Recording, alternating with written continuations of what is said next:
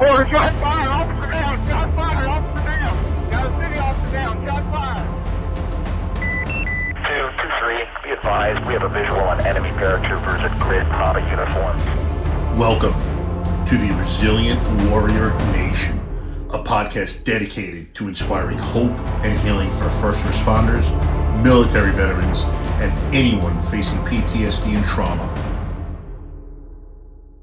Welcome back to the Resilient Warrior Nation podcast. I'm your host, Mike Morgan. Today I have a very special guest, Bruce Parkman. Let me read Bruce's impressive bio before I introduce him. Bruce is the founder of Blue Fusion Technologies, a software company focused on data integration for defense, law enforcement, and government, and the Mac Parkman Foundation, a 501(c) organization focused on the issue of repetitive brain trauma, mental illness, and suicide.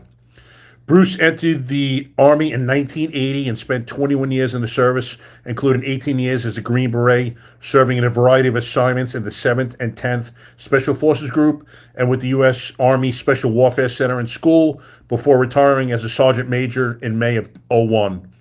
During this time, he participated in the El Salvador conflict as a combat advisor and deployed as a Sergeant Major for the 1st Special Operations Command and Control Element to Kosovo to enforce national policy. Post 9/11, Bruce deployed overseas as a technician in support of Joint Special Operations Command during the Afghanistan invasion, and then started his first company, NEK, that was deployed in the Iraq invasion to conduct weapons of mass destruction operations, and became one of the largest providers of training to the special operations community. In 2020, his son Mac took his life after suffering from undiagnosed mental illness, to include major depression and schizophrenia, that has been contributed to his extensive exposure to subconcussive trauma from contact sports. To honor his son, he started the Mac Parkman Foundation, which focuses on the issue of repetitive brain trauma in kids, athletes, and veterans, and wrote a book called Broken Brains: Understanding the Hidden Risks of Mental Illness from Early Exposure to Subconcussive Trauma from Contact Sports. He has worked with legislators, researchers, scientists, parents, doctors, and psychologists to spread the word about the risks of subconcussive trauma, to make sports safer, and to provide improved treatment to veterans. He is also a founding director of the Green Beret Foundation, chairman of the board for the Global Special Operations Forces Foundation, and remains involved in numerous initiatives to focus on protecting our children. Bruce, unbelievable bio. Welcome to the podcast. So pumped to have you on. Long time ago, man. Thank you for having me on the show, dude. It's funny how small this world is, man. This is great. It really is. Yeah. Super excited, man. So happy for you starting this podcast. It's so necessary out there, bro. It is. Yeah, thank you so much. And as I always do, I like to tell the guests how I met, which most of the times I've met previously, my guests so far. And Bruce and I had met at a ayahuasca retreat on the grounds of Soul Quest in Orlando in July. I was volunteering for a first responder / vet retreat night that particular Thursday. And, Bruce journeyed that Thursday night, and we ended up speaking the following Friday, got to know each other a little bit. And, I was just very impressed in terms of what he's doing with the Mac Parkman Foundation, what he's obviously done with his entire career. And, it's just an honor to speak to you. And I am, and will be for the rest of my life, a huge proponent of plant-based medicines and psychedelic therapy healing. And you occupy the same space. So, I'm trying to bring to the masses as much information as I can, because as we were just talking about, the revolution is about to take effect, I believe, with, plant-based medicines and psychedelic therapies to heal. Oh, Mike, yeah. I mean, after what I've seen, just going to those retreats and, dealing with my own issues, but watching all these first responders, none of you have committed any crimes, right? You became a cop to serve your communities. These kids joined the military, and I'm watching young men and women at the end of their rope, right? Multiple SSRIs, multiple medications, multiple suicide attempts. I mean, I might as well just jump right into it, right? Yeah. They're snorting heroin, and this is their last hope. And they had to go find this on their own and pay for it unless they got a donation. And then I watched all these young men and women leave that place for the first time, many of them with a little bit of hope. that Yep. they can get back to their families, back to themselves. Yeah, I'm a believer, bro. I mean, you're not going to get me off this. And we can talk about that. Ibogaine, psilocybin, MDMA, all these other compounds that are out there that are dealing for the first time with some of their primary issues are from a damaged brain, from their military service, from getting in fights, MMA, contact sports, and then just the personal trauma, the release that you have with these medicines. I'm in it with both. I'm in it till like you, man, till I die, man. I'm trying to work with guys like you, man, to make this available, to get the awareness out there, help people understand that, we've got a suicide rate with our first responders and our military. We never talk about our suicide rate with first responders. No. Whether it's dispatchers, we're dealing with a child sex trafficking investigation. The suicide rate with these officers, because it takes a sworn officer to look at this crap that's Yep. on these perverts' computers. We're setting up working with another mental health product to set them up so we can keep them alive, so they can do their job, and we can bring these sons of guns, sons of bitches, to Yeah. justice, right? Or I'd hang them if I had a chance. But Absolutely. the issue is that there's these you're mentally ill. You're obviously mentally ill. But the only thing that you have available through insurance, and most of the time any coverage at all, is these drugs that do not help you in therapy from people that haven't walked in your shoes, lived your life. And so we're not offering, really a lot of benefits under traditional medicine right now. And we cannot tolerate these suicide rates, these mental illness rates. We can't tolerate this anymore, man. No, Crazy. no, it's truly an epidemic. And just like you were saying just now, I had a buddy of mine that worked for, when I was an Atlanta cop, he worked in the youth squad as a detective, and they investigated crimes against children. And he was telling me some stories. And the last one that he heard, because I had to cut him off, was he was investigating a crime involving a grown adult raping a 1.5-month-old baby. I stopped him as soon as he started. I'm like, Loop, I don't even want to hear that. I'm like, you need to get out of the youth squad. This is going to take your soul. But, sometimes these guys and girls can't. In some respects, they don't want to because they want to catch these monsters. But you can't tell me after watching videos of what these perpetrators have done to these children and hearing testimony and dealing with these poor kids who've had their lives ruined that, these officers are going to go back to any type of normality anytime soon. No. How? They got to go back to their families at Exactly. night, though, right? That's Exactly. why, as a soldier, well, back on that, man. I mean, we deal with a lot of data in my company, right? We deal with all kinds of data sets that are out there, and that basically are that we leverage to go ahead and help law enforcement and the military find very, very, very bad people.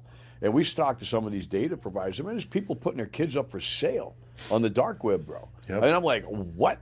And it's just, dude, it's untenable, right? We just, it's crazy what's going on out there. But without guys like you that have dedicated their lives to the badge, we're not going to catch them. And so I'm at the point right now where, much like the military, my focus is on the military because, combat, war, got all that, right? And, and basically, we sign a contract to serve our country. And I think in the end, the country signs a contract to take care of us. And, unlike law enforcement, we do have we have the VA, we have a healthcare system. It's got a long way to go before it deals with mental health and brain injury like that. But police officers don't have, anything. And we absolutely require this. And I am pushing hard for a contract between our country and states and local communities and first responders. But the problem is, Mike, until I started talking to police officers and going to these plant medicine places and ceremonies and going to these conferences, I never understood this shit. That law enforcement, firemen, first responders, dispatch people, the ambulance people that have to pick the bodies up off the road. These stories have to be told because the American public, when they hear it, they go, "Oh, hell yeah." You get that plant medicine over these. They don't know because they watch a lot of TV And TV doesn't show the horrors. They do a pretty good job pretending to show some of it, but you're talking the day after day of exposure, and then taking that home to your families, being a father, being a husband, being a wife, being a mom, and having to deal with that stuff all day, dude. Exactly. I mean, it's horrible, man. It's horrible. Yeah. No, it's the truth. And it's funny because I actually had no idea. I always thought mistakenly that PTSD was caused by seeing your fellow brother or sister killed next to you. And, as such, as we know now, that's not the case. There are many different ways, and causation factors. But, when I realized I had it myself, I was watching a Sean Ryan podcast one day, and it was a man named Eddie Penny getting interviewed. This is actually the shirt is his company, Unafraid, not a proclamation. I like your shirt, by the way, man. Yeah, thank you. And, Eddie was just recounting a story of the Extortion 17 incident, which Chinook went down in Afghanistan, shot down by terrorists, and 38 souls aboard were killed, including 17 SEALs. Yeah, and a bad day, man. Yeah, and one of which was Jason Workman, Eddie's friend, and Eddie was visibly upset, telling the story of escorting his best friend's body back to his hometown. And during the course of this, I think it was that Eddie was this absolute warrior crying, and it told him he was okay to cry. And as he's telling the story, all I thought about was a 2-year-old drowning victim, and I had a call 5 years before, a beautiful little girl named Dana Sikorsky, and I lost it. I started crying like a baby. And it was immediate. I had been going through some stuff. This is post-retirement for me. So I've been going through some stuff, but I couldn't really pinpoint the origination of the feelings, and a little depression, a little bit of anger, but I really wasn't sure until that moment. I'm like, man, I think I have PTSD. And then all of a sudden, all these other calls started popping up. And all these calls were, I don't want to say had nothing to do with me, but it was me being in the midst of other people's most intimately devastating moments of their lives. Given death notifications, having their relative die in the house, homicide victims, Dana, 2-year-old drowning victim that day that we thought was going to perish, which thank God she hasn't, and she's actually done very well. But yeah, year after year of seeing these incidents and just bottling them up, we call it compartmentalizing, but you're essentially burying this stuff, and you think it's never going to show its ugly head again. But all of a sudden, one day, that box is opening. Actually, that box is blowing up, and these things are going to manifest themselves in very unhealthy ways.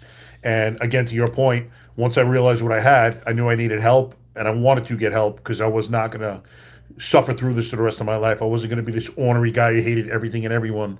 And I realized traditional therapy was not going to do it for me. How am I going to talk to a man or woman sitting behind a desk? I'm going to tell them what I've done, what I've seen, and they're going to be able to help me. Maybe, I don't know, maybe it's a little arrogance, but not arrogance, but I'm like, there's no way. And then I further seen interviews of these guys coming back, mostly special force operators, broken men from war, and they were all talking about healing using these plant-based medicines. And that's when I decided ayahuasca is going to be my journey. I have to try it. All these guys are coming back, and they're saying it's the most miraculous, profound, cathartic thing they've ever experienced in their life.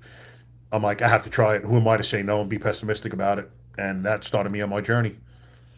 Yeah, and I'm so glad you found it, because a lot of police officers don't, and a lot of veterans don't either. And for a lot of them, it's just too late. They're gone. Yeah. Right. And that's why I think that raising awareness about this, and the fact that you can go through these journeys and it is legal and it is in your backyard. I mean, there's churches across this country right now. Yep.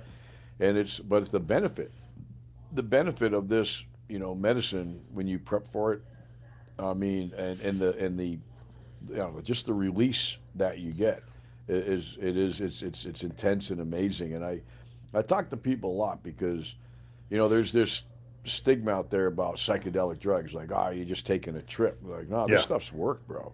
This is work. This is work so hard that you don't. I remember one night, because when you take the ayahuasca, you go back for a booster shot, and one night a bunch of veterans, we're all first responders, cops, and we're all a bunch of smart asses, right? So they used to ring a bell, right, and that was the time if you wanted a booster.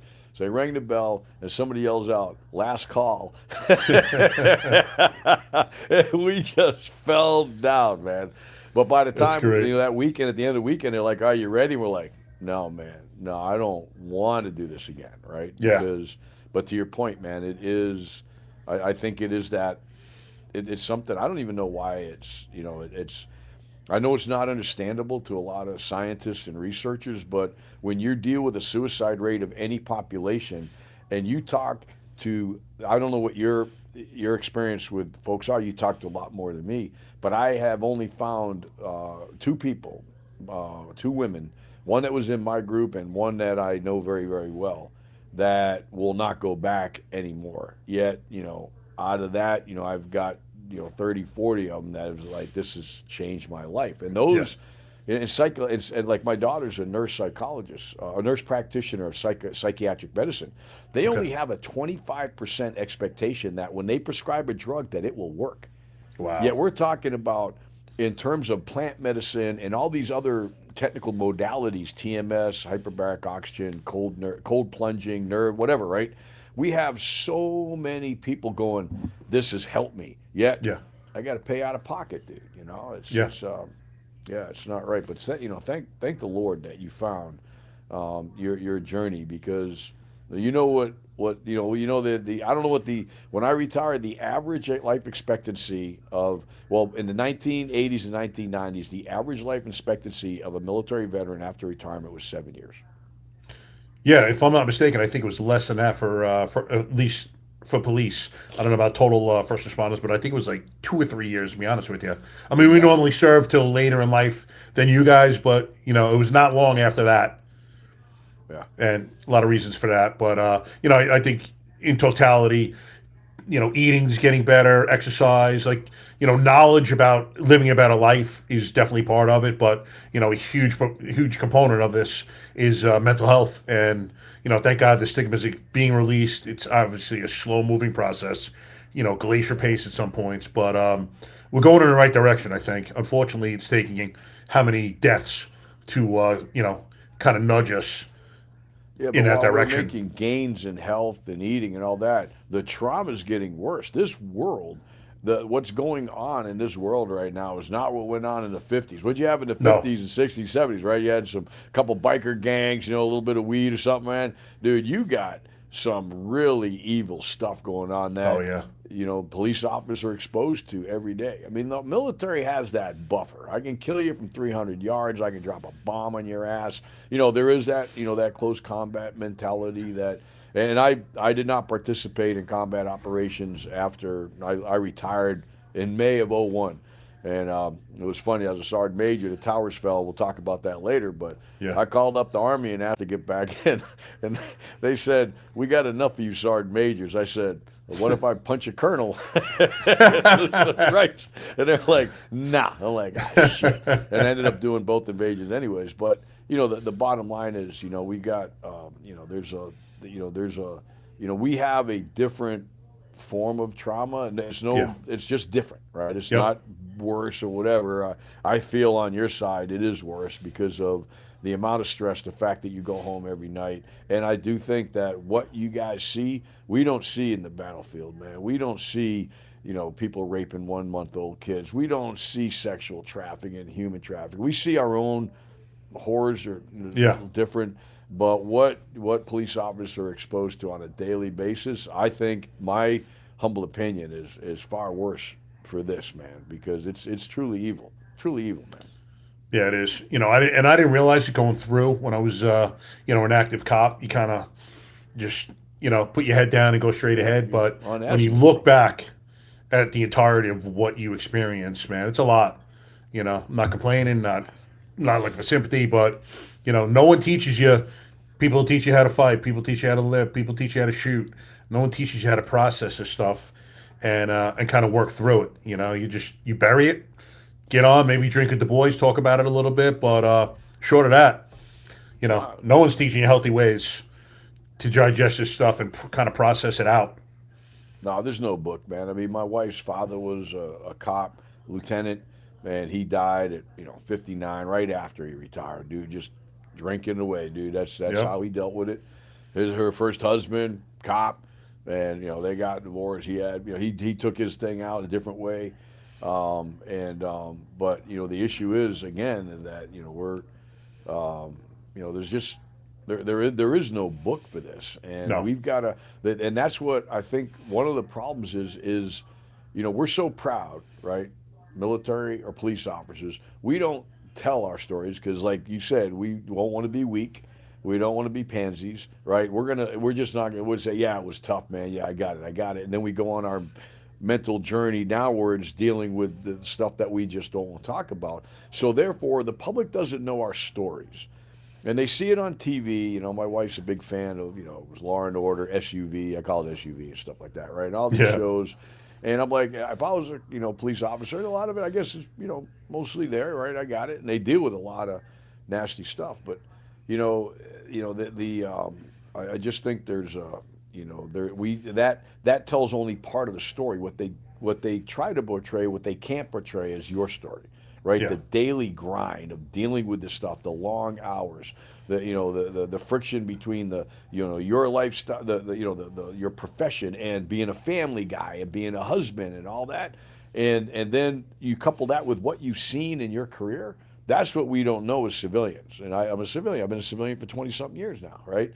That's what we don't see. And it took these journeys to talk with dispatchers that have heard people kill themselves on the phone or Yep. dying on the phone, and other first responders that are scraping up ambulance scenes, right, and picking up all these body parts, and firemen who do their own nasty work, and then understanding from a police officer's perspective what you see, what you have to deal with, dude. We don't know that. And when people hear the stories, man, their minds, their impressions about the stress level of a police officer, they do a 180, man. They're like, holy cow, I had to do this. I had to do that. I'm like, I never even put this together, bro.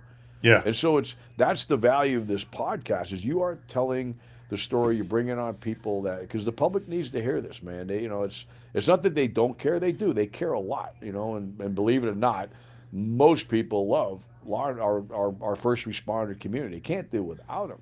But what I think is, in order to write that contract where people understand that we owe you for what we put you through, right? You sign the line, but when you start understanding what police officers go through, we got to write that contract, man, because Yeah. you deserve a lot more. You deserve a lot more. That's for sure, man. Yeah, I mean, essentially, we just kind of want to get out of it the way we went into it. Not that you could ever go back in time, but just want to be a little bit healed when we get back to our civilian lives. Just So, a and little that's one of the bit. reasons why I started this podcast. In addition to giving inspiration and hope to guys and girls going through it, I want to kind of show people what we've gone through, and hopefully advocate on our behalf when we're looking for these healing modalities that are, we're not looking for anything, that we don't deserve essentially, and we just want to kind of go back to a normal life, and that's literally the biggest reason why I started this. So, And it's amazing, man. And unfortunately, that journey to get back to where you were, get back where you should be, is there's no insurance coverage right now. Everything that could possibly help you is just not available, not FDA approved. We'll get all Yeah. into the big pharma thing later on. But, yeah, it's just horrible. Cops are on their own, dude. They retired, like, thank you. And they, Yep. I got a buddy right now living on a ranch up in Georgia, and I love this guy, man. I mean, he helped me with my son's suicide. He came right in, and I go, how do you know so much about this? And he goes, Bruce, I've done over 2,000 suicide investigations. wow. And he was the guy that saved my life, dude. I wanted to go. I wanted to be gone. I mean, I was actually locked and loaded that day when they found his body because I was clearing homeless camps because he was last seen in the area, and I was going in there, not clearing. I was just going in there myself, but I was ready to just, I was going to find my kid, man. I Yeah. was out all day, all night that day looking for him, and I had to drop around. I had to unload my gun because I did not know what I was going to do. And if it wasn't for him and his experience, and his son was one of my son's best friends on the wrestling team, dude, he talked me off the cliff. I don't know how many times, bro, just talking to me about suicide and how when these kids make up their mind, you're not going to stop, because we had no idea what happened, dude. I mean, Yeah. my life blew up in 1 hour. I went from seeing my son, holding him last, hugging him, telling him make good decisions, going to football practice, to looking for my child. And dude, and so but here he is sitting on a ranch up in Georgia, right? 2,000 suicide investigations, multiple. He was a traffic cop, led the traffic cops for years. Amazing guy. But he calls me up every now and then, man. He's like, dude, I need to go kill some alligators because I want to die in an alligator suit, right? He's drinking his whiskey. I'm like, Clip, I think you need to come down here and do some little bit drinking, man. That's exactly. Jacob Choice needs to be changed for a couple of days. Yeah. It'll change your life. All right, so let's backtrack a little bit. Get back to where you were born and raised. Let's hear about your childhood a little bit. So I was born and raised in Plymouth, Massachusetts, south of Boston. Another Yankee. Mass hole, I think everybody fortunately they call it that from the New York side of the fence. Oh, yeah. Grew up, my parents, they divorced when I was 4. My father abandoned us. I lived with my mom. She was a struggling young single mom in the 60s, couldn't make it. So she gave us back to my father in some kind of custody swap. I was only 4 years old, about 5 or 6 by then, first grade. And then she abandoned us. Wow. So, then there was this stepmother here who was just a psycho, bro, man. She was, mentally ill. And then my sister and I, we were the kids, and then we had the 3 new kids, the stepkids. And so, anyways, my dad was he was just a very violent man, and he was an alcoholic, and I mean, I don't know if I actually thought in one of my journeys that I might not be his kid. I was like, well, who would beat the fuck out of his own kid if it wasn't his child, right? Because I know how much I love my boy. I said, that's it. So I actually went and did the whole DNA thing. Genealogy? Fuck, he's my dad. So now you're even a bigger asshole, right? I'm like, you beat your own kid. Like, oh, dude, he used to thump me, bro. He threatened to kill me, and I was like, dude, what's your problem, man? And so I didn't have a happy childhood, dude. It was back in the 70s, dude. There was all kinds of, the child abuse was like rampant, like sexual abuse. I was just crazy in the 70s, man. People do everything they want, man. I mean, And I'm just this. I was undersized, undernourished. And so, I go through life, and then here's a pretty funny story. So I come to my father one day, and so I was really good at mechanical drawing, right? Okay. And I could draft, man. And even the teacher said, hey, Bruce, you should look at this career. So I wanted to be an architect, right? So I go and I do all the research, and there's this college in Boston called Wentworth, and it's a really big architect school. So I get my application, and I'm like, all right, I got good grades, man. I was a smart kid.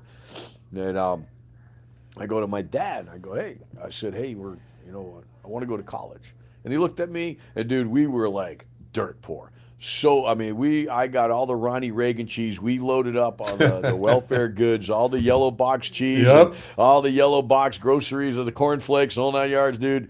We lived like, we were just, we were very poor, man. We didn't have anything, right? But my father somehow managed to scrape enough money to buy a small house and, keep a vehicle in the yard, the whole 9 yards. He worked hard, I mean, but it was all gas station. He was just uneducated. He was just an angry man that just couldn't get ahead in life. And every time he'd take a step up, man, God would smack him in the head, and he just couldn't get ahead. Yep. So I take this paperwork home. He looks at me and goes, what's this for? I said, well, I want to go to college. He goes, he says, well, it ain't going to happen. I go, Dad, I know we're poor, but, I can get these loans and stuff. And he got up, he goes, we're poor? He says, you think we're poor? And I'm like, yeah, I haven't had a new pair of shoes in a while, He goes, let me tell you what your choices are. When you graduate high school, you're going to get the fuck out of this house, or you're going to join the Army. So you can choose right now. Damn. I'm like, shit. So I went down to the town hall, and I started looking at everything. And, of course, like we talked earlier, you're always trying to impress your dad. I said, you know what? I'm going to be an airborne ranger. Maybe he'll love me then. I'll be a tough guy, right? Yep. So here I am, fucking 112 pounds, bro. 112 pounds. And I go to the dad. I say, hey, man, I'm ready to go. Let's go talk to the recruiter because you can, I want out now. I'm out of this house as soon as I get out of that, right? I'm out. So we go and sit in front of the recruiter, the staff sergeant. He's sitting there. He goes, so I take the ASVAB, right, and I nuke it. Like, I got like a 135. Like, you can't get any higher score. He goes, son, Nice. He goes, what do you want to do? And I'm like, dude, I only want to do this 2-year, I get this new 2-year program where I can get out, and then I can get back here, I hang out with my, whatever, right? I go, well, I said, yeah. I said, I want to be an airborne ranger. Bro, I woke up on the floor. What? My dad had punched me, right? He's sitting Holy right here. shit. I'm sitting next to him. He's a lefty, right? I go, Yeah. I want to be an airborne ranger. He looked at me, went, bam, knocked me out of the chair. Jesus.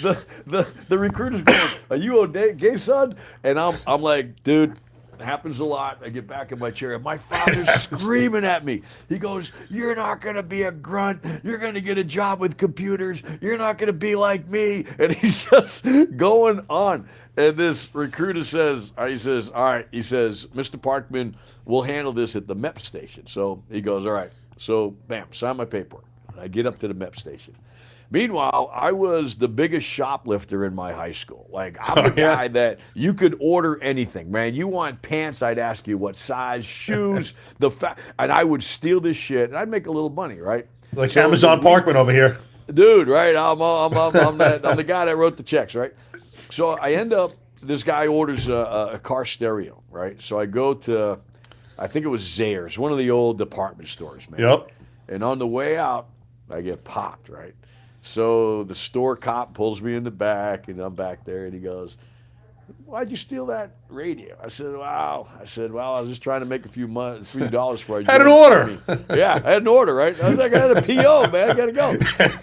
I said, well, I just wanted to make a few dollars before I joined the Army. He goes, you were joining the Army? I go, yeah. This is 1979. He goes, when do you join? I says, well, actually, if I don't get in trouble now, I join the next week. He goes, give me your recruiter's number. So he calls up. He goes, oh, really?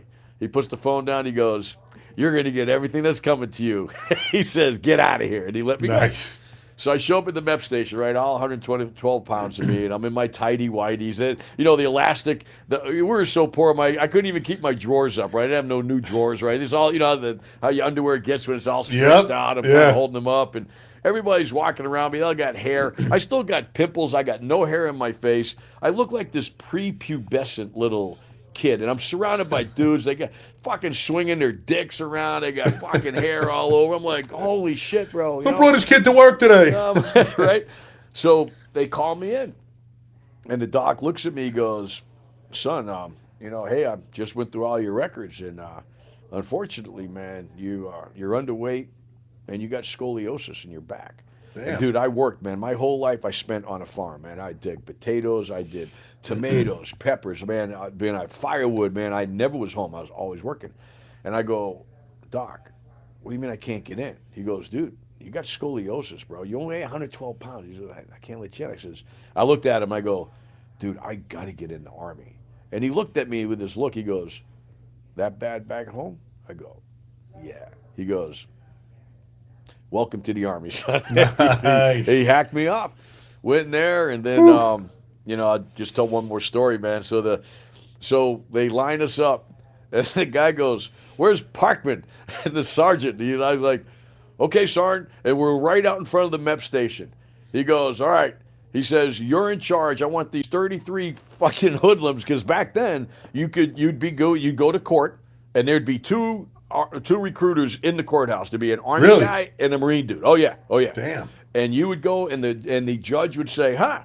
And for anything that wasn't a violent felony, he'd said, all right, looks like, man, you're going to go to jail for 4 or 6 years.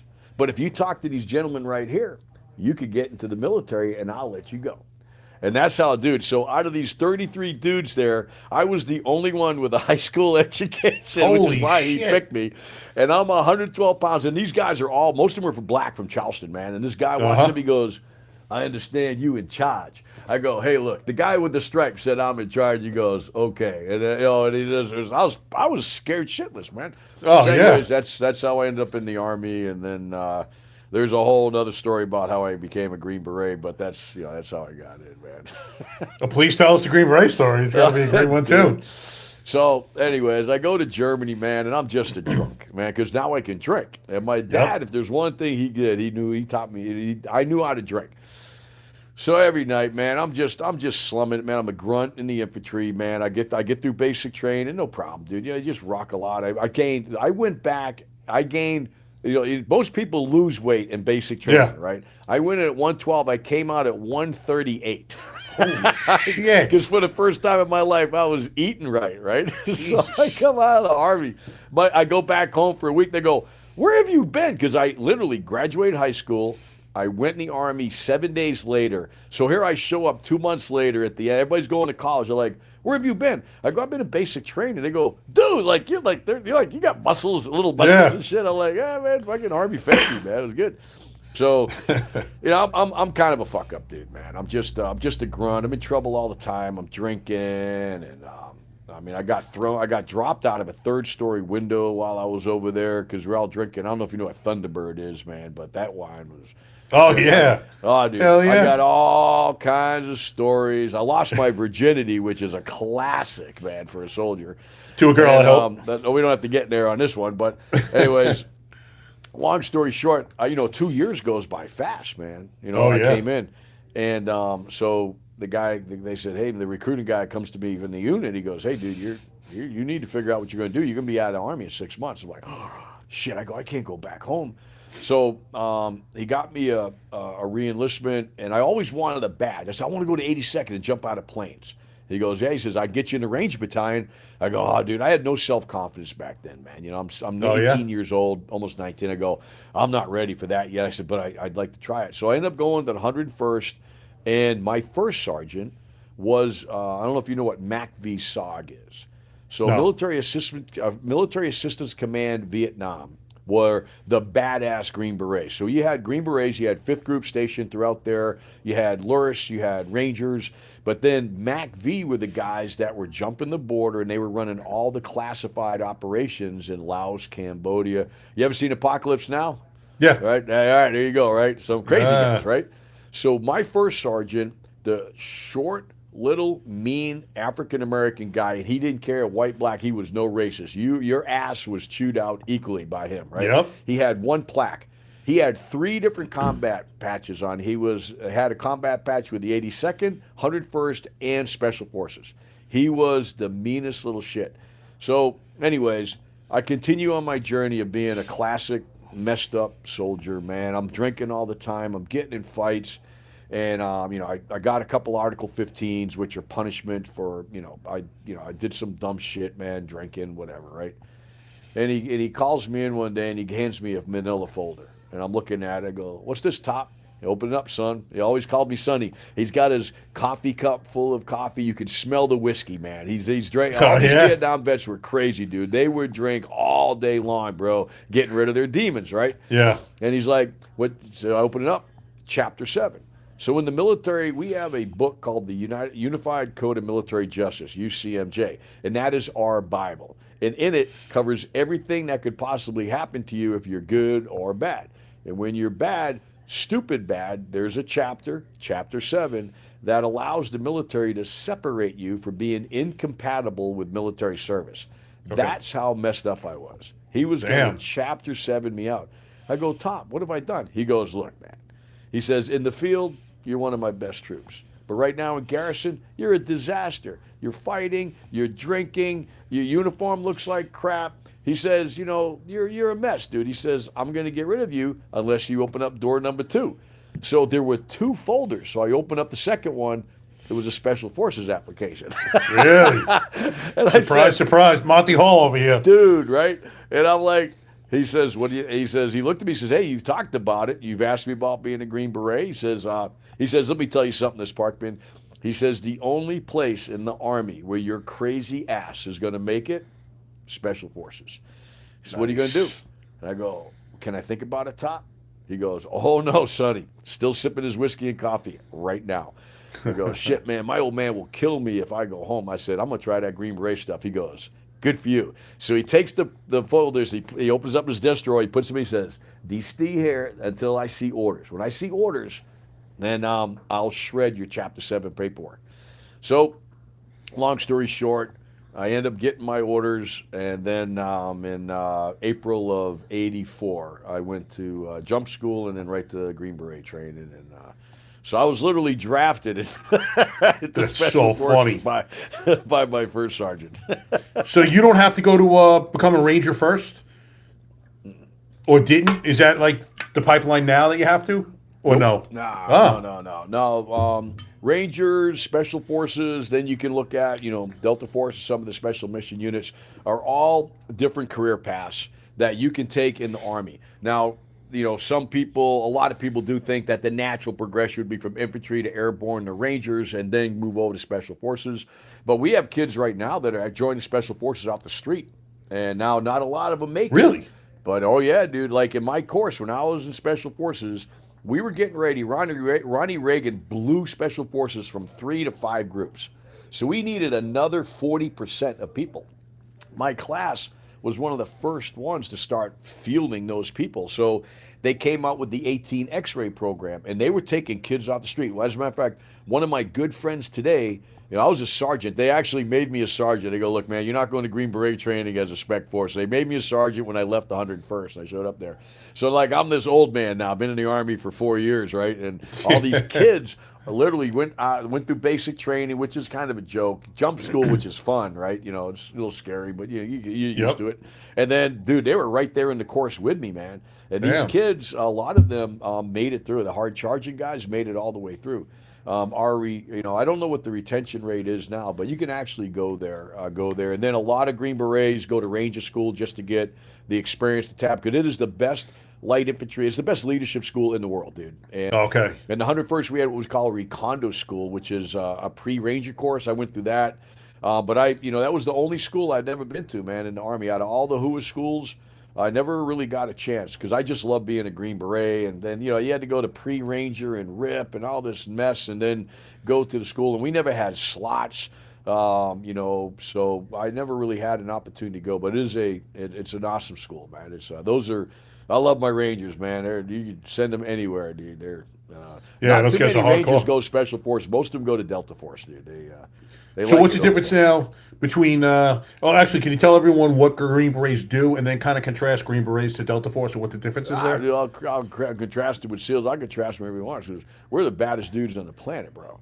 And this is Bold why. statement. I like it. Oh yeah, dude. I had to teach Delta guys how to drink and eat turtle eggs in El Salvador. I've been teaching Navy SEALs how to drink, fight, and fornicate for 40 years, dude, man. I take care of all these guys, man. As a matter of fact, I had the only Mary Kay Pink Cadillac in the country, and the only reason it was Mary Kay Pink is because a Navy SEAL bet me when I was in language school because I had all the Bondo work on it. He Yep. asked me what color I was going to paint. I said, I don't know yet. He says, I'll bet you won't paint it Mary Kay Pink. Well, I never lose a bet to a Navy SEAL, man. So I said, all right, motherfucker. So I went and found out that Mary Kay Pink is a GM color, and I shot that puppy, clear-coated it, and I drove that car back, and I found him in the club one day on base, and I said, hey, you want to come look at my car? He goes, yeah. He comes outside, he goes, son of a bitch. And I said, I want my dollar and my beer, dude, But no, man, great. dude, everybody in our space are just bad dudes, man. They all do what they do very, very, very, very, very well. Nobody does it better. The Rangers are the baddest light infantry in the world, dude. They are just tough. Their course is a monster, dude. They got an unbelievable, attrition rate. And their job is to basically be that badass lightning force, man. You put Rangers on it, they get on it, dude. They'll, airfield takes down. They're the guys that jump in, they'll take down anything, man. We used them in Grenada, we used them in Panama, very, very, very well. And they're your light infantry. Where Special Forces differs than anybody is that we're the guys that go down range and train the other guys to die for their country. So we all speak languages. We work with a 12-man team, and that 12-man team is broken into, you got a captain and a warrant. Those are your 2 officers. Okay. Then you've got a team sergeant and an intel sergeant, and then you got 2 of commo guys, 2 medics, 2 demo guys, and 2 engineers. 2 commo weapons guys.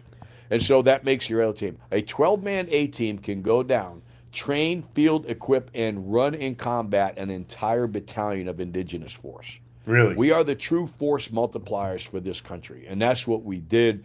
That's what we did from Vietnam all the way up until 9/11, when we started getting into more of the direct action stuff. We were still doing a lot of work with the host nation indigenous, training them, but we kind of lost our my opinion, lost our way, our bread and butter, because we got into all this killing stuff. Yeah. And our job is to train the other people to go out there and kill and combat advisement. That's what I did in El Salvador.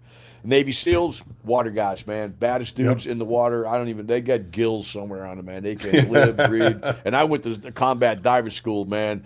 No joke there. That's our underwater operations school, because we do a lot of underwater operations work. But the Navy SEALs, that's your badass special operations guys. They do it all. They jump. They do all the killing. More direct action focus, less of what Green Berets do on the foreign internal defense, unconventional warfare side. And then Delta Force are your CT guys, counterterrorism, man. That's what they do. That's their original mission. They do a little bit here and there. You can go read about them. A lot of it's classified, but enough it's been out there. But they're our counterterrorist force. Again, each one of these elements have their own pipeline, their own training regiment. There are people that go. I've got a couple friends that have went from special forces to Delta. I think there's a couple SEALs that might have been come back that way. Most of the people in Delta Force come from the Ranger battalions, because they work very closely with them, together. So yeah, that's what I mean. All of them are very good at what they do. We all work very well together. I mean, I remember in survival school, man, we were out there for 4 days with no food, and it was me, a special operations guys, and 2 Rangers, and all we had was a poncho. And man, it started raining one night, man. We were hugging on each other. We were all spooning underneath that poncho. I go, come on, Ranger, keep me warm, dude. Yeah, exactly. It's a summer of love. Oh, dude, man, it was I love it. I just, it's funny, man, and I don't know about you with the law enforcement community, but I dream about being in the Army probably 2-3 nights a week, man. I miss it so much, dude. Yeah, certain respects. I mean, I miss the action, to be honest with you. Some of the day-to-day grind gets a little old, some of the BS calls, but, I'll see videos, YouTube chases, shootings going down. I'm like, is that man, what you miss, man? Oh, dude. I miss the adrenaline. I'm an adrenaline junkie. I remember my buddy and I, Frank Lupo, got shot at July 95 in Thomasville. It's a crazy project right next to the Atlanta Federal Penitentiary. And after all was said and done, we ended up getting this guy. We couldn't return fire because there were so many people in the backstop. Right. But after we got him, I was talking to Lupo. I'm like, bro, that's the craziest adrenaline rush I ever had in my life. Like, that was sick. And I used to stolen cars and dope with my thing in Atlanta. So I was constantly getting in pursuits, foot pursuits. There was nothing like chasing another man. Nothing like it. You know the deal. Like, there was nothing like it.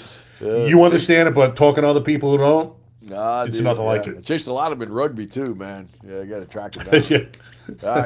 I think with me, man, I just missed the love, dude, the brotherly love, man. Camaraderie was. Yeah, I've worked so hard to find that out here, and it's tough, man. It's tough to find, the guys that you'll do anything for. You'll leave it all on the field. You'll take a bullet for them, and I felt that way about so many dudes, and I had so much growing up to do in the Army, man. I mean, dude, when I retired, I still had to grow up. I was just, I just wasn't mature, man. I wasn't mature it took me until my last year in the Army as a sergeant major that I become the man that I should, as the leader that I should have been. And boy, I raised hell, man. I was a pirate ship captain, man. I had 96 Green Berets under me, man, and we tore it up, dude. I got I got some crazy stories about those boys. But I just miss it, man. I just missed, I just missed it, man. I really do, I guess, So. You can't replicate that brotherhood, that camaraderie. Maybe sports teams is the closest thing, but, as we get older, you're not playing on hardcore sports teams and getting that same level, but to be with guys who would kill or die for you, and you've seen it in action, how do you recreate that bond anywhere else in the civilian world? It's tough to do. Well, other than being a police officer and going through that stuff together, That's the closest I've really ever seen. And I've got NFL buddies, right? And they talk about it. But one of the things, Mike, I don't know why this is such an issue, is why when we leave the service, when we leave the NFL, when we leave the police department, do we not stay in touch? What is that about us, where it takes so much effort to us to go back to the people we love and get together and have that beer and eat that chicken sandwich, whatever, chicken wings, whatever the hell it is, man. It's just, I don't know. I'm kind of, and I suffer for this too, man. I mean, I've taken a knee from my own community sometimes because I got involved with charities and everybody had a charity and nobody would work together. And I'm like, dude, we got all these kids coming back from these wars that are messed up in the head, messed up in the bodies, or dead, and we're fighting over the same dollar to go to your charities. And I just, man, I got fed up with it, man, until I got back into the brain health side of it. But do you have the same issue with police officers when they leave the force? Do they just kind of just go their own way? And Yeah, pretty much. I mean, my situation was slightly different in the way that I left. I had gotten, I blew my back out September 22nd of 2020. So for the next 2 years, I had a couple back surgeries, a year apart, and I was kind of recuperating on my own. So I didn't really see anyone. And then they medically retired me 2 years later. And I had one more year where I had to go through a workers' comp case. So essentially, I was just kind of showing the back door. It wasn't like I had a big retirement party or a walkout or the chance to say goodbye to everyone. I just papers are done. I get a call from my attorney one day. Hey, brother, you're no longer a cop. You're retired. And it was funny because when he said it, I knew it was coming, and I thought it was prepared for it and fine with it. But he told me, he's like, "Hey, brother, great news. You're no longer a police officer." I'm like, "Man, I'm retired." He's like, "Yup," and it hit me like a ton of bricks. Like that. Yeah, done. Shown the door, and to make matters worse, we get what's called a good guy letter. So essentially, you get that letter, you're able to keep your pistol permit, handgun permit. This is in New York anyway. And, you just go down and you have to actually get like a pistol permit in the pistol permit section. So as I'm leaving, I was told by a couple of people in the medical evaluation unit I had to get my calendar of attendance signed off on as I'm literally walking out the door. Excuse me. And they told me, good luck getting your good guy letter. They've not given it to a few people now who've retired with injuries. I'm like, yeah, it's pretty funny. And no one's smiling. I'm like, you guys know something I don't know? And they're like, yeah, apparently, and I found out it was this deputy commissioner we had, took it on her own to not give good guy letters to people who had been medically retired if they didn't qualify with the weapon in that year. You have to qualify year to year. So I'm like, I'm sure I'll be fine. I get a call from pistol permits a couple of weeks later. Hey, bro, they denied your letter. I'm like, what? So we talk about a kick in the ass on the way out the door. And I'm like, there's no way that I'm settling for this. So I literally started calling. I called the NRA, called some of their attorneys, spoke to them because I'm like, I'm suing, man. There's no way. I was in good standing. There's no way I should not get this letter. And they're like, well, it's 50-50. It's 10 grand a start. I'm like, man, this is not cheap.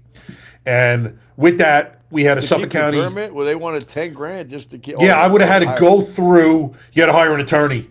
So had I not gotten this good guy letter, I would have had to go through like any other civilian, the pistol permit application process. And I'm like, this is crazy. So with that, we have a group on Facebook, Suffolk County Police Department Friends, and I just wrote out my story, told everyone what was going on, and this legislator happens to see it.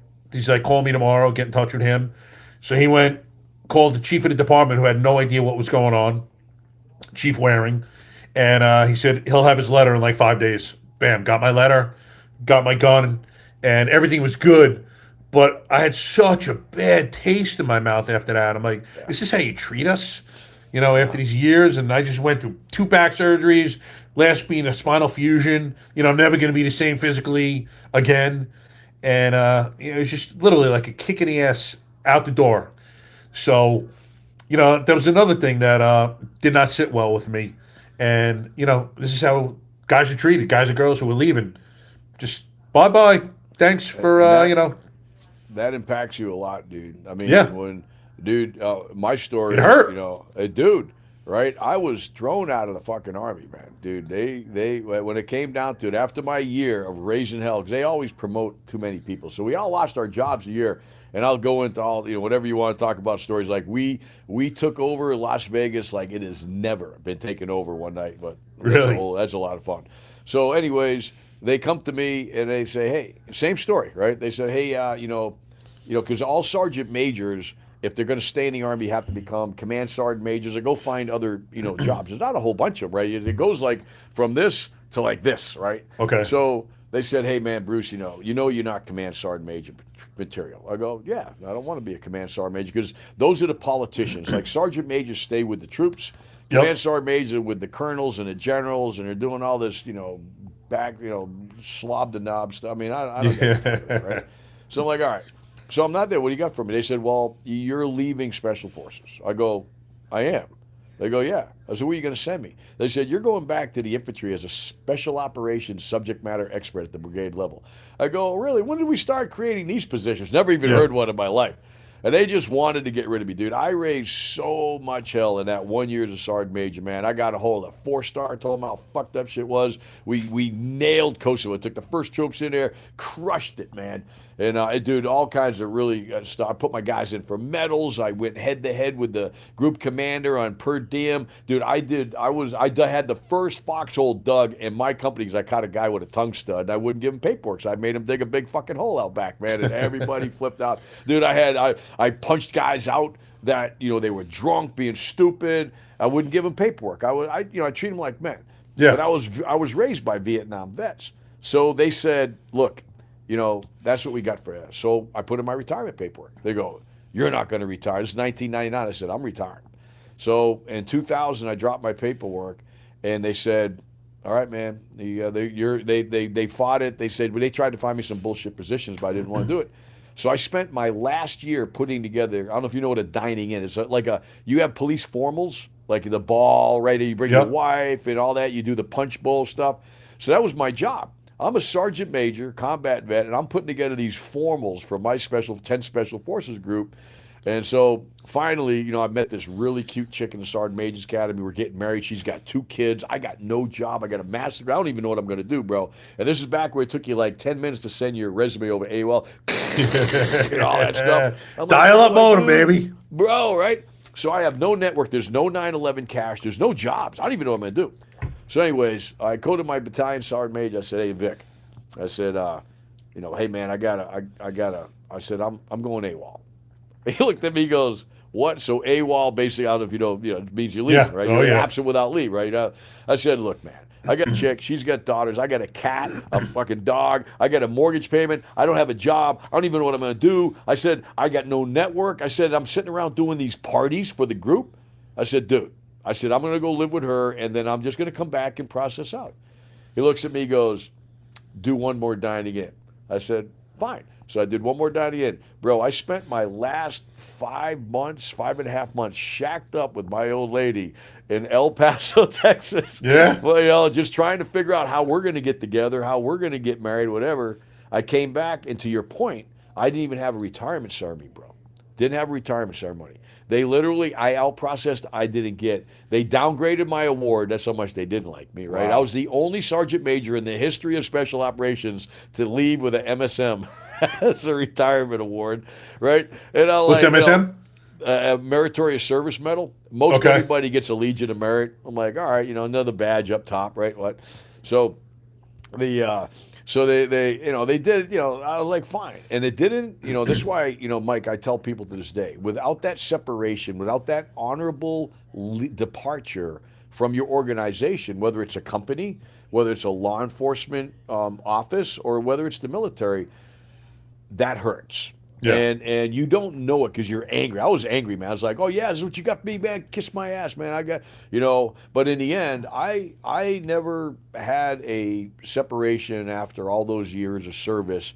And it didn't bother me at the time because I was angry. But I tell everybody now, go get it. No matter where your mind is about, whether you're leaving medically retired or you're leaving, whatever, go back and get what you're due from the military, because it's going to help you go forward, because you don't want to carry that here. Yeah, That's more exactly. shit, right, that we're getting rid of, right? There's the Yep. stuff from, basically leaving our organizations in not a real, real cool manner, right? And, No, not at all. It feels horrible going out. Yeah.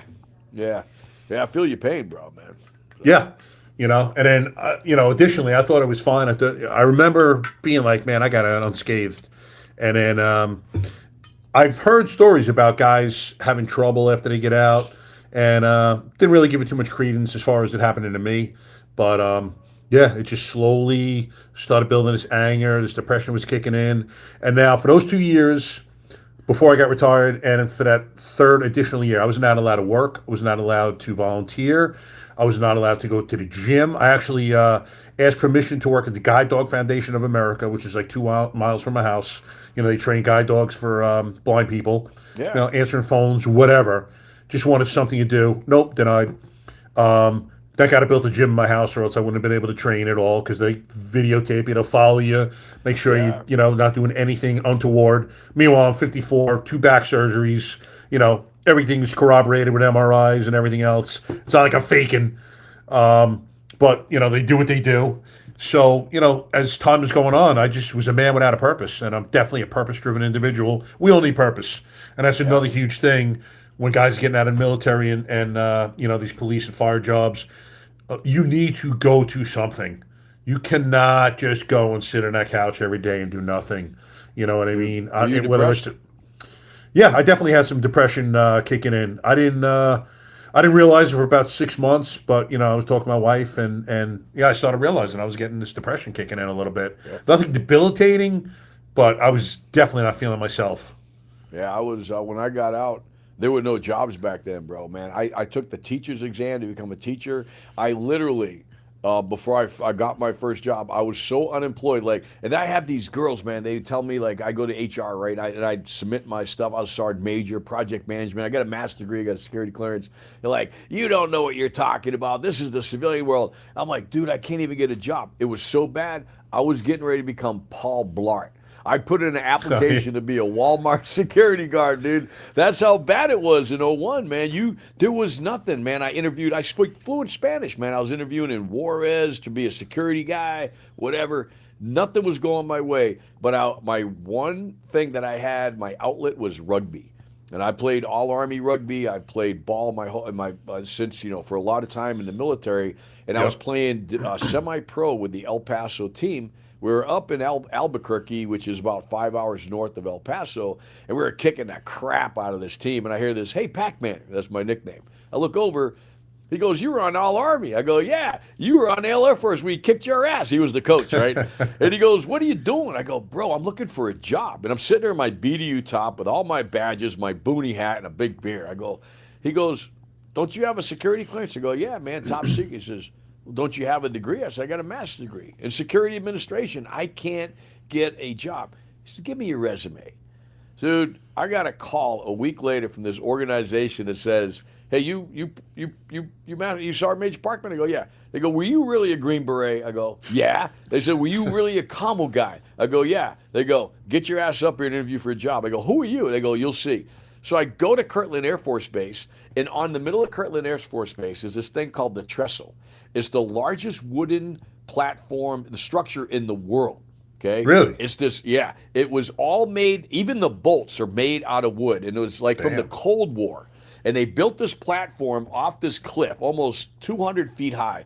And they would drive tanks and planes on it, and they would bombard them with electromagnetic energy, because everything was the nuclear war back in the Cold War years, right? This thing was built in the 70s, man. Rattlesnakes are falling off it. I mean, it was crazy, dude. Damn. So I knock on the door, and they bring me in. They go, all right, we're going to ask you those questions again. Are you really Green Beret? I go, yes. Were you really a commo man? I go, yeah. They go, you're hired. I go, to do what? They go, do you know what JSOC is? You know, Delta Force. I go, Yeah. yeah. They go, well, so this organization flew the two oldest airplanes in the Air Force infantry. They're called NKC 135 tankers. They had a nose cone on it and radomes, which are radar dishes all up and down it. And they would actually go out and pretend they were Russian airplanes and Russian satellites. They'd go against our Navy cruisers and they would fake them out. You know, it was all radar stuff. Well, JSOC had figured out that those radomes can jam cell phones from hundreds of miles away. And they said, hey, they scare us. We need somebody to be the liaison. I got hired. I go, how much do I make? They go, how's $60,000? I go, 60 grand. I was like, where do I sign, dude? I've been unemployed for 6 months, man. I want to sign. So my wife was pissed off. I had to move the whole clan to Albuquerque. We moved way up in the mountains. It was really cool. And then, yeah, dude, so I became the JSOC liaison. And then on September 11th, dude, my whole life changed, dude, and I can tell that story afterwards. Yeah, please do. But so on September 11th, I wake up and I drive to work. So we're on a compound on Kirtland Air Force Base, and I turn on the TV and I'm like, holy shit, dude! Here the towers, right? The one tower's already been hit. So you've literally retired 4 months before. Yep, just got out. I retired in May, I think May 1st of 01. I've already been So retired. literally like 4 months. Yep. So I'm sitting there like, holy shit, those motherfuckers, man. What is this? What is this all about? We didn't know whether it was an accident, right? Yeah. Then the second one hits. And then I start getting mails from some of my friends in the Pentagon because they got hit and they had no TV. So they're literally hunkered down in the Pentagon. They're like, Pac-Man, what's going on? I am watching CNN, and I'm like, dude, but man, fucking another plane just fucking hit, right? And then the towers started going down, and I'm emailing them into my heart, dude. Man, I'm crying, and I don't cry, dude. Back then, man, I did not cry. Now I'll cry, you know. I'll cry watching Nemo, right? Back then, dude, I don't cry. Yeah, and I I'm feel like, you. holy shit! I'm like, these poor people. You could see the people leaping off the buildings, and I was just horrified. And I went right back up that road, man. I mean, at the end of the day, I went back up the road on my Harley, and I went home and I hugged my family, and I'm like, oh my God! And my wife's like, what does it mean? I said, I don't know. I had an idea in the back of my head that I'm going to get a phone call, right? And so. Next day I strapped the biggest flag I could to my Harley Davidson, man. I had a big bagger, and I drove up and down the mountain with that flag, flapping behind me, and just anger, just trying to figure out what just happened, man. And of course the supposition was terrorists, right? Yep. And then the news started rolling out.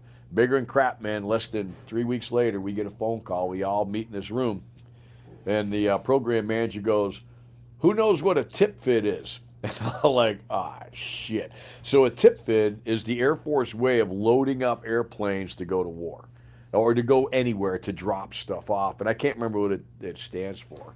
I go, I've done a couple of them. They go, good. We need to get both airplanes and all this equipment, like tons of equipment, to Oman, and we're supporting JSOC on the invasion. And we're like, what? They go, yeah, move out. So here I am, man. I've already done El Salvador. I've done Kosovo. I'll tell you a whole story about it, El Salvador, but I have volunteered for every war that has happened. That just keeps coming up, man. I'm not in units. I just end up being a part of them and for some reason. So I'm like, all right, man, let's go. Game on, man. So we get all kitted up, we fly our airplanes in there.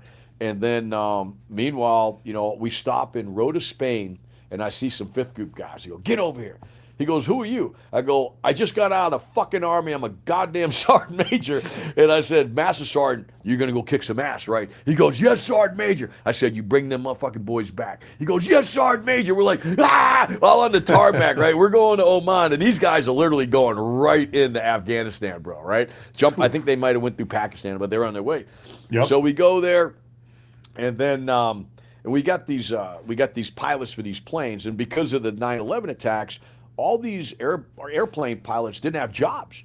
So we had these Air Force reservists, man. They were pogues, man. They got their uniforms like the buttons are really stretched, like they're getting ready to blow somebody's eye out with these things. And they did not like me at all because I was the only tactical guy.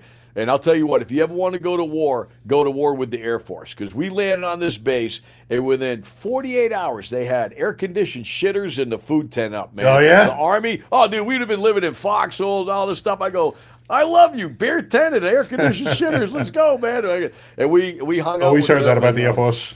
Yeah, dude, man, it was great, man. It was a good experience, man. I was just very honored to be there, and then we had to fly every mission. When Delta Force was in the air, we'd get the call, man. We'd get up there 38,000 feet, and we're doing racetracks and just jamming the shit. They never knew who was coming in, man. We took out all their satellite communications. They didn't have no cell phones. It was El Salvador. It was like Afghanistan, right?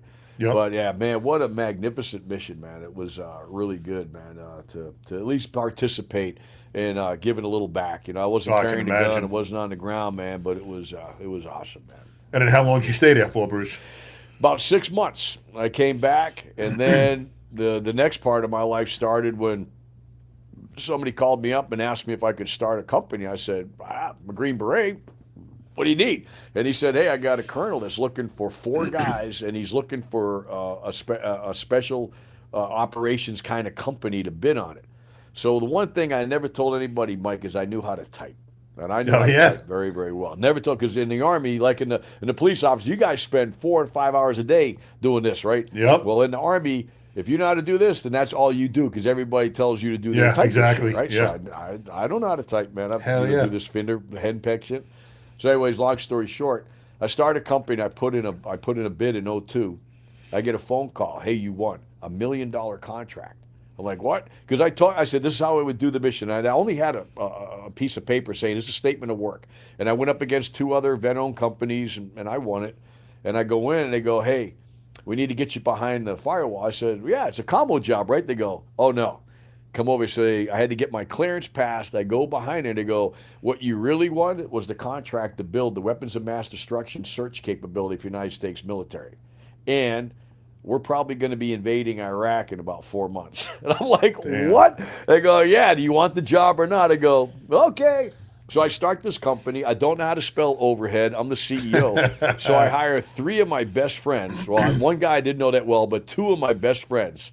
And we were the team. And every Friday, I flew home. Every Sunday, I flew to Washington, D.C., and we put this whole project together, bro. Like it never exists. We had all these nuclear detectors, a little bit of chem bio, but mostly it was nuke. That's what they were worried about, was nuclear weapons. So we put together this massive capability, all classified, to go find. We had all these really special detectors we could put in cars, right? All this crazy stuff. Yep. And then we went to Tonopah and did all the training, and then bam, next thing I know, I got to tell my wife, we've known each other since 1999. This is my 3rd combat deployment, you know. Jeez. And I'm like, she goes, "Where are you going?" I go, "Well, I got to go." I couldn't tell her, right? And she's getting upset. So upset. I said, like, I got to go to the Middle East. She goes, "For what?" Because at that time the invasion was classified. I go, "Honey, you got to trust me." And she goes, "No, you're fucking telling me." I go, "No, I'm not. I'm not going to tell you." Well, you know, with the wife, sooner or later, I had to swear to secrecy, right? And I'm like, well, this is what's going on. So we ended up on the border of Iraq at Camp Udari, and we were training. We were getting ready to go, doing our work. And one day so you mind if I tell a story real quick? Oh, no, go ahead. Dude. So I get a knock on my door, right? This all has to do with my son. So my wife now is 7 months pregnant. When I asked her to start the company, she looked at me. She goes, okay. And I said, but I have to mortgage the house. She goes, why? I said, well, I got to make this thing called payroll. And the credit cards are maxed out. And so, these minor details. Dude, right? So this beautiful woman says, man, go for it, right? So here we are. We're up at Camp Udari. And I get this knock on my door, and in walks.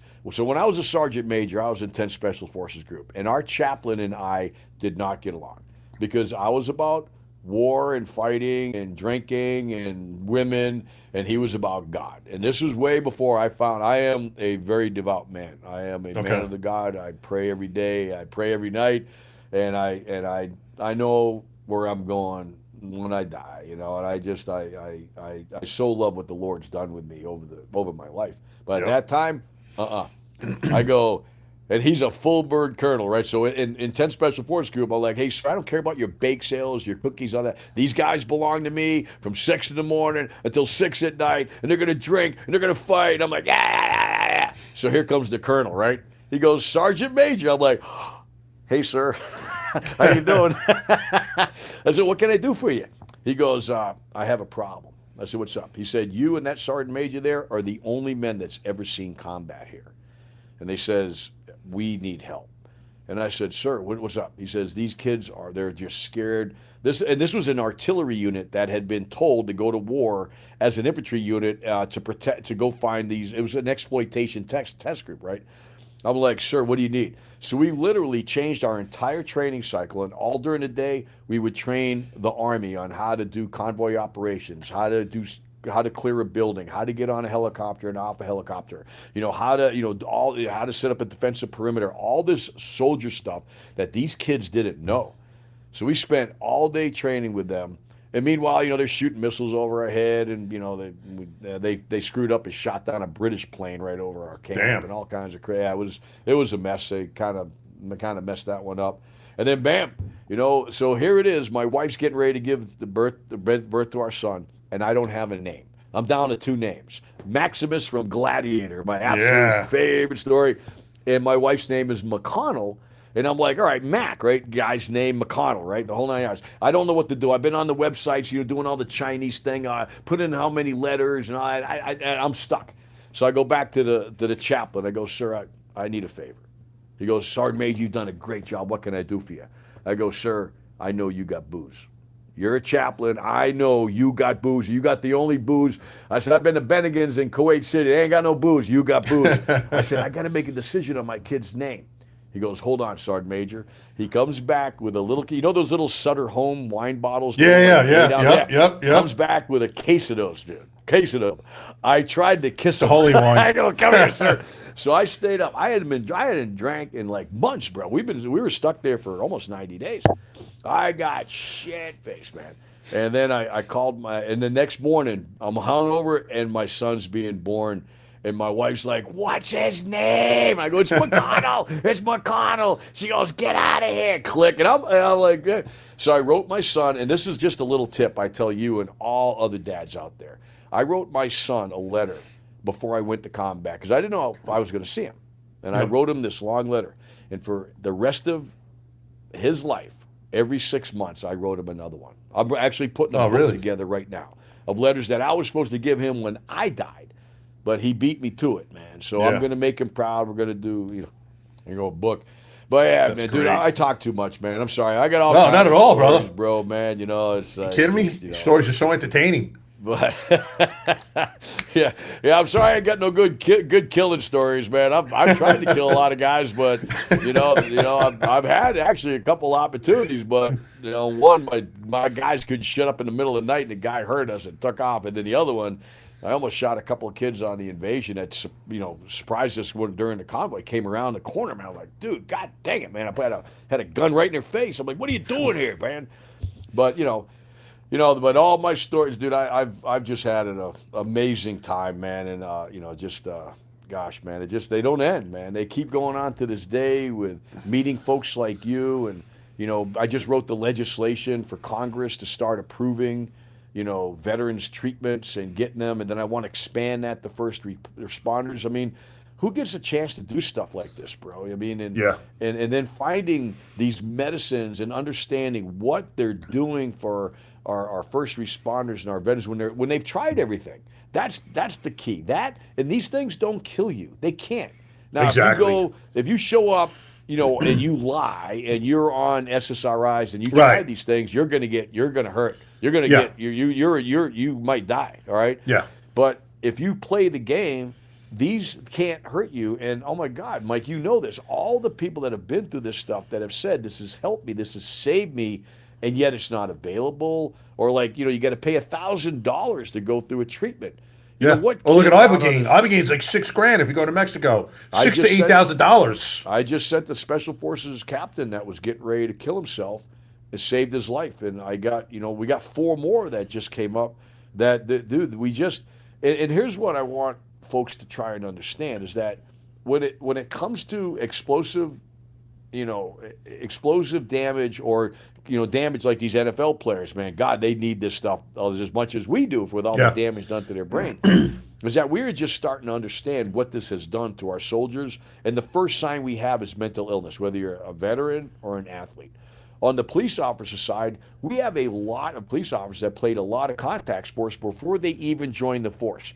Then they're doing MMA. Then they're getting in all the fights. Think of all the concussions and subconcussion trauma you had tackling some Joe down to the ground and taking him out, getting punched in the head, doing all that stuff. All that stuff keeps moving the brain. And years later, right, we've got a damaged brain, and the only thing that the docs have for us or something to drug it up and numb it, or let's go talk to somebody that's never been a veteran or a cop and see what they can do to make you feel better, but none of it fixes the problem. Yeah. And that's where, that's where our foundation's focused on is we have no idea how many veterans are gone, how many police officers take their life every year that have suffered these types of injuries, and we're trying to change it, but I mean, TBIs are definitely we have no idea. First of all, these guys that suffer them have no idea if they suffer them a lot of times. Specifically, I had a podcast came out a couple of weeks ago with Zach Ferguson, former SEAL, and Zach was heavily into MMA before he joined the SEALs. Definitely had concussive, incidents, and he was told that he suffered TBIs, and his healing journey included ayahuasca. But additionally, I was just watching a podcast, a guy named Robert Gallery. I don't know if you remember him. He used to play in the NFL for the Raiders. Oh, okay. He went to Mexico with Marcus Luttrell, another guy, Jared Taylor, former SEAL, and my buddy Wiz Buckley, who's a former F-18 pilot, who actually started a foundation called No Fallen Heroes, which treats vets, first responders, Gold Star family members, and family members of everyone I just described with psychedelic therapies. And then went down to Mexico and did Ibogaine. And Robert was suffering from TBIs as well from his football career. He was in a deep, dark place. And it is so common, but we do not give it the credence that it deserves for these guys who play these sports. Just sports injuries. Who would have thunk it? Obviously, we're going to get into your son's story, but it is an epidemic. I mean, you hear about soccer players just heading the ball, suffering a concussion. Just repeatedly. It just such traumatic damage to these poor guys and girls. Girls playing the same sports. It's amazing. The largest preventable cause of mental illness in this country right now is repetitive brain trauma, either from repetitive head impacts from contact sports. You just mentioned all of them. Soccer. We just had some beautiful girls here in Florida that played hockey and soccer. They're no longer here. You know why? Because they like to practice heading the ball. And nobody thinks that every time you head that ball, that brain shifts. And those shifts over time create neuroinflammation. They stretch the myelin. They cut off the synapses. And all the damage is done right here to the prefrontal cortex. This is the CEO of our brain. Everything that we're doing right now, talking, communicating, planning, everything, this is all called executive functioning. It happens right here. This absorbs 70 to 80% of the impacts in contact sports. And when you have a damaged prefrontal cortex, just think of it: rage, hostility, impulsivity, aggression. Everything, suicidal ideation, homicidal ideation, all emanate from a damaged prefrontal cortex. And we have no idea, Mike, how many millions of veterans are suffering. All my NFL buddies are a disaster. They'll tell you straight up, 95%, except for the quarterbacks and a kicker, right, are hurting. Their heads are hurting. We talked to the security manager of an NFL team. Don't tell you which one. Former NFL player. Once a week, an NFL player is coming to him and saying, I'm thinking about taking my life. Wow. Because they're done, bro. They've been playing. So Ray Rice, you know Ray Lewis, right? Baltimore Ravens. So his son I know overdosed earlier this year. His wife and us worked together. She's like, Bruce, she goes, I have 2 more boys that I have to watch now. We're a football family. We start at 6. She goes, now I know what we're doing. And Mike, all we got to do is just stop. Take the contact out of practice. Wait till 14, till the brain develops. We can solve all of this. And yet we're groomed to think that these sports are safe because we have a helmet, and a helmet does nothing. It does nothing. Yeah. Those concussion caps don't do a damn thing to prevent the brain because it's suspended in fluid. You can't stop it. There's not a gizmo or a trick out there that makes contact sports safe for a brain. All you can do is delay exposure, and if you're going to play and make a lot of money, then you shouldn't have to retire and take your life. Like so many NFL players are struggle in silence with deep, dark depression. And most of them are broke anyways because nobody takes care of these kids. They give them all this money, or a lot of them don't make it in the NFL because it's a brutal career. They don't even give out benefits until you hit 4 years, bro. Yep. Think of how many players actually hit that 4-year mark. It's the casino, bro, right? It's not a lot. Yeah. They're the house. You hit a lotto if you do. You know, and there are so many ways of suffering these injuries. Like in speaking to both Wiz Buckley and Keegan Gill, former F-18 pilots, they were talking about takeoffs and landings on aircraft carriers, and it concussive forces that both on takeoff and landing, just grabbing that wire, they're going from 160 to 0 to 160 like that. And it's almost every takeoff and landing, your brain is hitting either the front or the back of your head. It's unbelievable. Like, how do you stop that? No. What can you do? Yeah, and it would be interesting to look at fighter pilots. You know, they just did there was a New York Times story on the special boat teams that hit those waves, right? I mean, they're doing 50, 60 miles an hour in the chop, and I'm a boat captain. I'm not a big chop fan. When I'm getting into it, you got to get through it. But I don't have, a 45, 50-foot boat that's built like a bullet that can go 80 miles an hour. And they hammer it, bro. And they're like, bam, bam, bam, bam. And even though they're in those harnesses and they're strapped down, their heads are shaking. Artillerymen, tanker, explosives. In law enforcement, the SWAT guys, right? From all the concussion, all the, throwing those charges, all those door charges and stuff, man.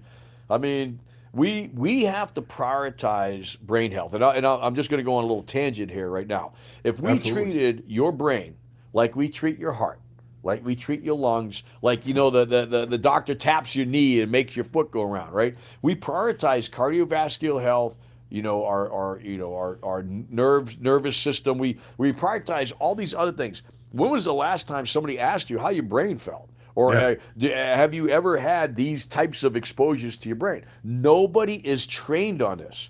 This is not just the largest preventable cause of mental illness. Our entire medical, psychological, suicide prevention, nursing communities are completely untrained. This is not taught in any medical course. It is crazy. It is. And since my son died, when I wrote that book, I could find only 2 papers or so, like on subconcussive trauma. Now, dial in subconcussive trauma, repetitive head impacts. Oh my God, it's full. I had to go dig this stuff out and put it all together myself. Just a grieving dad, dying every day, just want to be dead. My wife's in treatment and therapy for almost a year because she was a relapsed as a recovered alcoholic, and she just wanted to be with our boy. Who's going to blame her, right? So I'm all by myself. I got my stepkid, another great story. His best friend was a mess. I, smacked him around. He moved him in with me, and now he's in the Army jumping out of planes. Thank the Lord for that kid. Yeah. And so, dude, but I had to put this together, me. And I had so many parents that have lost their kids go, I cannot believe you wrote this book. This 80-page book that explains why I should wait and what I need to look for in my husband who played all the way through college. We have no idea how many marital breakdowns and business that, because sometimes the damage doesn't show up till you're in your 30s or 40s. Yeah. And you go up and you're mentally, here's some drugs, bro. Oh, here's a side effect. Here's another pill for that side effect. Next thing you know, you're carrying around a whole, fucking baggie full of these damn drugs, dude. Well, crazy. to your point right there, when I met you that weekend, I was talking to Bob, your fellow Green Beret, and Bob was Bob's a great guy, but he was talking about being on 17 medications at one point, and through the help of magic of ayahuasca, he was off everything. 17 medications. Dude. Come on, you guys really think you should be prescribing a man 17? Here's a side effect. All right, take this. Side effect. Take this. No, dude. And my stepkid just called me from Fort Bragg, North Carolina. He got this pill. He goes, Dad, I never slept so good in my life. I go, what is it? He gave me the name. I go, that's a fucking benzo, bro. So I dial up my daughter. She goes, tell him to get off that drug. They're giving out benzos as sleeping pills, right? Come on, man. That's the hard. That and alcohol are the only two things that'll kill you if you taper off them in the wrong way. Yeah. But to your point, I don't know what goes on in the law enforcement community. 17 medications, we hear it over and over and over again. I went to the VA for my annual checkup, and my doc, he's pretty cool, man. I go, hey, what do you know about this whole subconcussive stuff? He goes, well, we're starting to hear it's an issue. I go, what can you prescribe for if I because I was diagnosed with general anxiety disorder as a result of damage to my brain. I've been shot in the face. That's a good story. I've been through multiple concussions, thousands of explosions, shot all kinds of weapons. Played rugby. I've been knocked out on rugby fields, military rugby fields, so many times it's crazy, bro. Right? And he goes, oh yeah, you're a mess, man. So I've been diagnosed, but I had to educate them, right? So these poor guys are out there with no knowledge, and then you show up in your 30s or 40s, and you go there, and they're like, yeah. But anyways, we come across so many veterans that just, they're mentally ill, obviously, but they just medicate them. Now, the Army is starting to recognize this. They actually have billing codes now, which is what we have to make. They have billing codes for brain-related trauma, but nobody knows about them. And then guess what? They can only prescribe drugs and therapy. Yeah. So we're all the way back at the start again, which is, dude, we need access to plant medicines, brain supplementation programs, brain diet programs, all the technical modalities. And have you ever heard of stellate ganglion blocks? No. Bro, life changer for law enforcement, NFL players, and the military. The reason, and I can probably tell right now, is that your fight or flight mechanism has never been turned off. Since you've been a cop and since you retired, and ayahuasca has absolutely positively impacted this thing. We have our fight or flight mechanisms are controlled by the ganglion nerve blocks that are right here. Well, okay. I don't actually know what they're controlled by, but the only known way to shut them off is to lidocaine the ganglion nerve centers that are right here on both sides of the base of your neck. It's an outpatient surgery. Got to pay for it. Not covered by insurance. $4,000. I've had it done. You got to go to Chicago. There's some other guys that do it, but hugely recognized for its impact on PTSD, anxiety, depression, and because for the first time, these men are like, oh, whew. They're not like, really? Like guys like us that are sitting at the back of the restaurant looking at the door, yeah. That combat part our vehicle, that always let our get out first and watch our wives getting out. Anybody that looks a little, crazy on the side of work, we're right back in that mode, dude, right? Yeah. We're ready to go. Well, that impacts us because for years we flood our body with norepinephrine and epinephrine, adrenaline, all these neurotransmitters that just keep us pumped up and amped like we're going to fight. Well, then we start getting adrenal fatigue. We're not getting enough of those. We can't, you're still in fight or flight, but then the chemicals aren't there, or they flood now, and you're just getting saturated with this and cortisone, all this stuff that's going on in your body because these have never been turned off. And so that's another thing that we're pushing in legislation to make these things available, get doctors trained in it. Literally, they knock you out, and they just stick some lidocaine in there, and you wake up 5 minutes later, your eye and your lip drool, and then you wait a day. Next day you go in, and you go do the other side. Bam. And you now have got a whole nother perspective on life. So would you notice what happened as a result of those? Dude, I was much calmer, dude. And then the second time I went, they combined it with ketamine treatments, which I'd never done before. And again, ketamine, these plant medicines make the brain work, and that stimulates neuroplasticity. It stimulates new neural growth and neurogenesis, pathways. Right?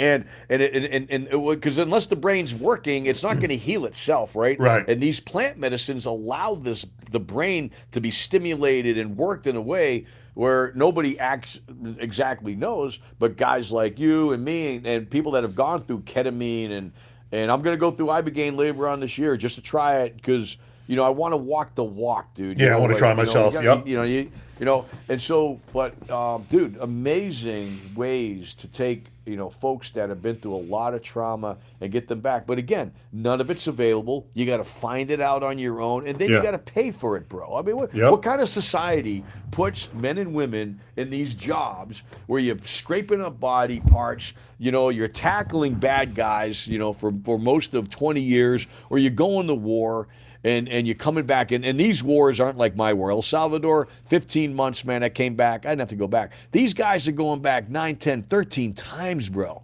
right? Yeah. And if they're not at war, they're training for war. So all that explosive exposure is nonstop. It's relentless. What do?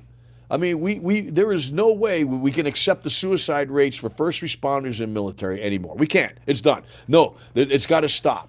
And it's going to keep going on as long as we keep giving them what we've always gave them. Let's give them prescription drugs and therapy. Hey, doesn't work, man. All right? So can we get out? That's why, I'm hoping to get our proposition to Congress in front of RFK is the time has come to take risk.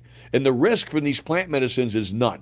You're not going to die unless it's not you a die, risk. All right? Yeah. There's no risk. All right? So why is this not acceptable when I would say, in my experience, 90% of the people that I have met that have gone down plant medicine journeys or any of these technical modalities, HBOT, have had a positive impact.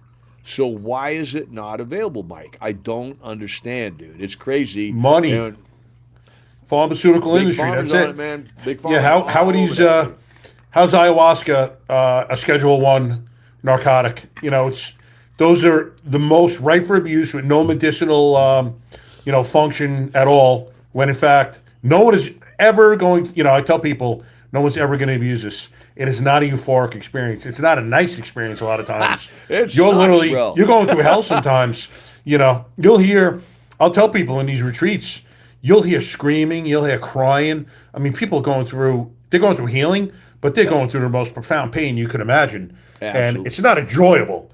And no one's going to do this, to feel good. So that is one of the biggest misnomers.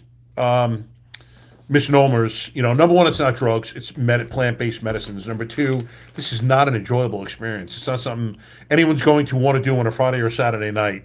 Let alone, I consider them very sacred medicines. So, they should be served in a proper setting with all the rituals that accompany them. Like, I think it's just beautiful. Like, I would look around retreats or ceremonies at Soul Quest. I'm like, man, this is beautiful. Seeing all the healing that's going on. I mean, at the end of it, bro, yeah.